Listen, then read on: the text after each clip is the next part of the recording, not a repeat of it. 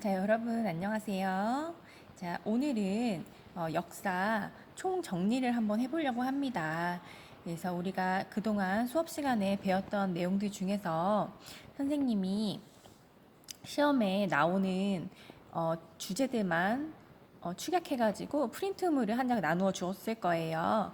그래서 그 프린트물에 보면은 주제가 30가지 정도로 이제 요약이 되어 있는데 우리가 총 객관식 25문항이니까 그 30개의 주제 중에서 골라서 25개의 문제가 나오겠죠. 그래서 여러분들이 그 프린트물 하고 교과서 하고 잘 보시면서 시험 공부를 하시면 되겠습니다. 자, 먼저 첫 번째 주제는 흥선대원군의 대내외 정책이었습니다. 교과서 12쪽하고 13쪽에 걸쳐서 내용이 나와 있어요.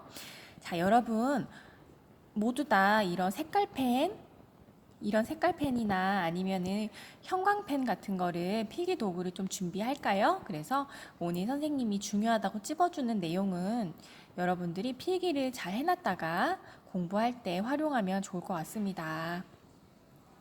자, 먼저 12쪽의 흥선대원군의 정책에 대해서 먼저 볼게요. 자, 고종 황제가 너무 어린 나이로 즉위를 하다 보니까 그의 아버지인 흥선대원군이 대신 정치의 실권을 쥐고 대신 정치를 하게 되었습니다. 자, 그런데 이 흥선대원군은 굉장히 카리스마 넘치는 지도자였습니다. 자, 이때 당시 조선 말기는 일단 분위기가 어땠냐 하면 굉장히 안팎으로 어지러운 그런 정세였어요. 왜냐? 일단은 안으로는 세도 정치였는데 이 세도 정치라는 건 뭐냐면 이 세도 가문은 그때 당시에 실질적인 권력을 쥐고 있는 집안을 말하는 거예요. 권력가 집안. 그래서 이 세도 가문의 힘이 얼마나 셌냐 하면 그때 당시에 정말 그 나라를 좌지우지할 정도의 그런 실세, 권력을 가지고 있는 그런 실세들을 그런 세도 가문이라고 했어요. 자, 근데 이런 세도 정치가 계속 되었기 때문에 굉장히 상대적으로 왕권은 약해질 수밖에 없는 거예요. 아무리 왕이라 할지라도 왕이 자기 마음대로 할 수 있는 게 아니라 이 세도 가문의 이 권력이 너무 세다 보니까 이 왕권까지 또 좌지우지할 정도로 그렇게 휘둘리고 있던 그런 상황이었어요. 그리고 지방에 있는 관리들은 또 굉장히 부정부패가 심했어요. 그렇다 보니까 백성들이 살기가 어려웠겠죠. 그래서 백성들은 굉장히 가난하고 많이 수탈을 당하는 이런 삼정의 문란이 벌어지고 있던 그런 상황이었습니다. 자, 그리고 외부적으로는 어떤 상황이었냐? 자, 이제 자꾸 서양에서 자꾸 배들이 와가지고 통상수교를 요구하는 것이었어요. 자, 너네 문호를 개방하고 우리와 거래를 하자, 무역을 하자, 우리와 수교를 맺자라고 하면서 계속 이제 요구를 하고 있던 상황이었어요. 자, 그러나 우리 흥선대원군은 자, 일단 첫 번째 대내적으로는 자, 이런 세도 가문의 정치, 이 세도 가문으로 인해서 약화된 왕권을 다시 강화시키려고 하였습니다. 그리고 문란한 정치 질서를 바로잡기 위한 여러 개혁들을 추진하였는데요. 자, 어떤 개혁들이 있었냐 하면 일단은 세도 가문이었던 이 안동깁스 세력을 몰아냅니다. 쫓아내버리고 그리고 이런 당파 싸움 또는 신분 이런 거에 좌지우지 되지 않고 정말 능력 위주로 인재를 고르게 등용하게 되었어요. 그리고 이때 당시에 이 세도 가문의 권력 기반이 바로 이제 비변사라는 기관이었는데 이 비변사라는 기관은 원래는 그 국방을 담당하던 기관이었어요. 그러니까 군인들이 국가의 국방을 담당하던 그런 임시 기관이었는데 임진왜란 이후에는 이 세도 가문에 의해서 이 비변사의 권력이 너무 커진 거예요. 그러면서 이 세도 가문의 권력 기반에 작용을 했기 때문에 이 비변사를 과감하게 폐지시켜 버렸습니다. 또한 원래 행정부 최고 기관은 의정부의 기능이었어요. 근데 이 의정부의 기능을 이 세도 가문이 점점 강해지면서 이 비변사의 기능이 비정상적으로 세지면서 이 의정부의 기능을 대신했었던 거예요. 그래서 이 비변사는 폐지를 시켜버리고 원래의 이 중앙행정 최고 기관이었던 의정부의 기능을 다시 되살리게 되었습니다. 자, 또한 대정회통이라고 하는 법전도 편찬을 하기도 하였습니다. 이렇게 왕권을 강화시키기 위한 노력들을 하였고요. 그리고 밖으로는 이 흥선대원군의 정책은 일단은 세국 정책이라고 했었어요. 세국 정책이라는 건 뭐죠? 나라의 빗장을 걸어 잠그고 통상수교를 거부하는 것이었어요. 그래서 우리 조선의 정통성, 우리 대조선의 전통을 계속 수호하자. 그리고 서양의 문물을 받아들이지 않는다라고 하는 게 흥선대원군의 대외적인 정책이었습니다. 그래서 외국의 통상수교를 계속 거부하였어요. 그리고 13쪽으로 와보세요. 호포법이라는 걸 시행을 해가지고 양반도 세금을 내게 하였어요. 그리고 이런 그 삼정의 문란 때문에 그 황곡 제도가, 황곡이라는 건 이제 곡식을 꿔주는 제도였는데, 이게 자꾸 이제 부정부패가 발생하다 보니까 이 황곡 제도를 없애고 사창제를 실시하기도 하였어요. 그리고 그 지방 관리들의 세력 기반이 되었던 서원들을 대폭 정리하였습니다. 이제 서원이라고 하는 거는 그 지방에 있는 사립 중고등학교라고 생각하면 돼요. 교육기관이기도 하면서 그 지방 관리들이 자신들의 이제 세력의 기반이 되는 그런 곳이었어요. 그래서 이 서원들을 대폭 정리하고 전국에 47개만 남겨놓고 나머지는 싹 다 없애버린 거예요. 그리고 뭐 경복궁을 재건하기도 하였고, 이런 과정을 거쳤습니다. 뒤로 넘어가서요.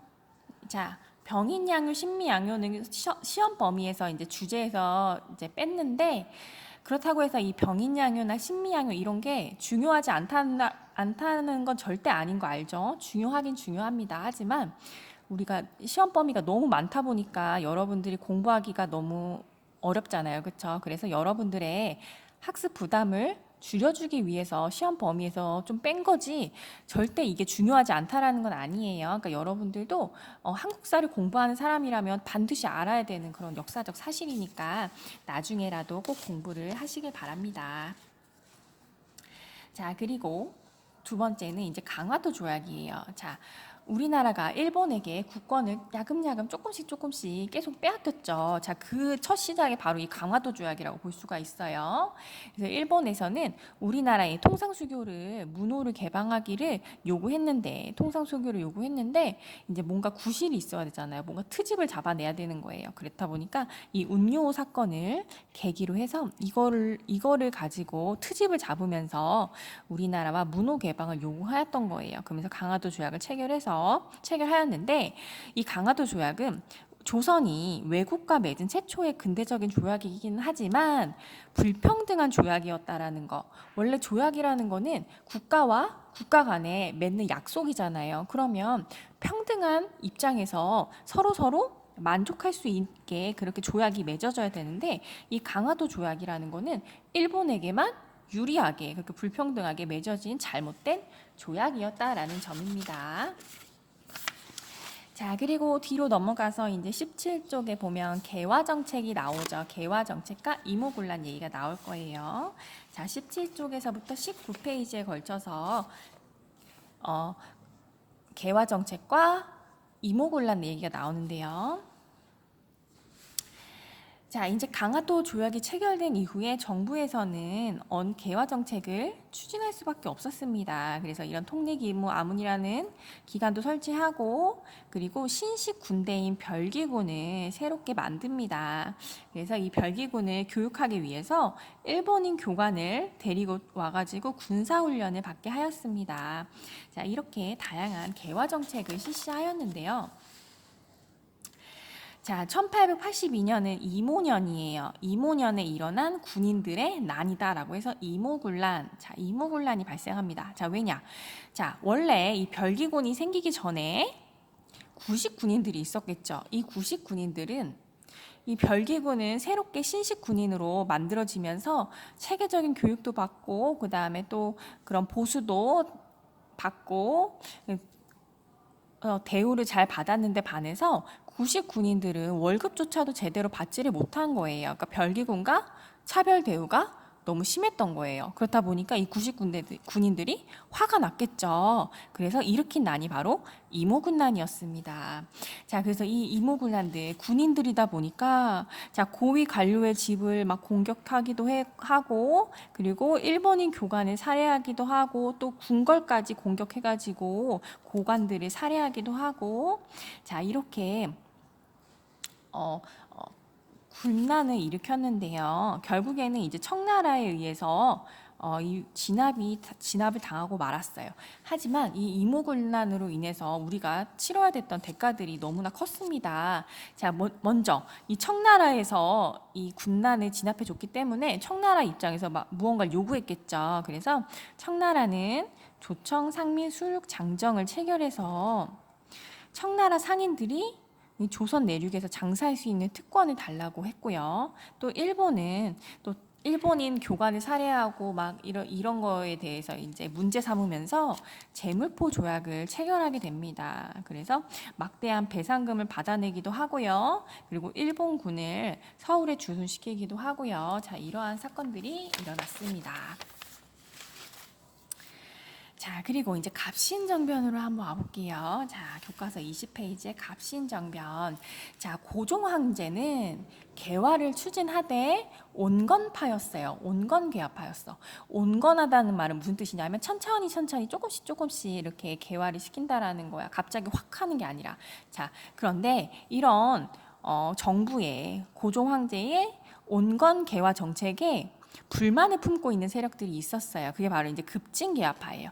이 급진개화파 사람들은 말 그대로 개화를 할 거면 빨리빨리 확 해버리자, 완전 급진적으로 해버리자라고 하는 그런 입장이었어요. 그래서 온건개화파 사람들이 서양에 발달되어 있는 신식 문물은 받아들이되 정신은 우리의 전통의 성리학을 계속 유지하자라는 그런 입장이었다면 이 급진개화파 사람들은 자, 우리가 언제까지 이렇게 청나라의 간섭을 받을 거냐, 이제 여기 청나라의 간섭에서 벗어나고 우리도 하루빨리 근대 국가가 되자, 그리고 서양의 신식 그런 문물 기술만 받아들이는 것이 아니라 우리의 정신, 사상까지도 제도까지도 다 싹 갈아엎어야 된다라고 하는 게 바로 이제 급진개화파의 뜻이었어요.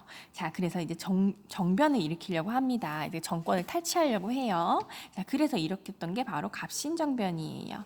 자, 하지만 결국 이 청나라가 군대를 동원해서 이제 진압을 시켜버리는 바람에 이 갑신정변은 3일 만에 실패하고 마는 3일천하로 끝나고 말았습니다.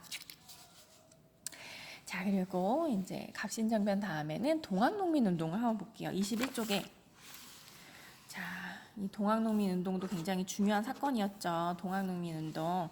자, 22페이지에 보면, 자, 이 동학이라고 하는 거는 원래 그 서양에서 들어온 학문인 서학에 반대되는 자, 우리의 전통 학문 그리고 종교를 동학이라고 불렀어요. 자, 그런데 이 동학 교도들은 이제 자신들의 탄압을 받는 거를 이제 중지해 달라라고 하면서 그리고 이제 외세를 배척하고 탐관오리를 수청해 달라 이렇게 요구하면서 이제 이 동학농민 운동이 시작이 되었는데요. 자, 이 동학의 사상이 무엇냐 하면 바로 인내천 사상이었어요.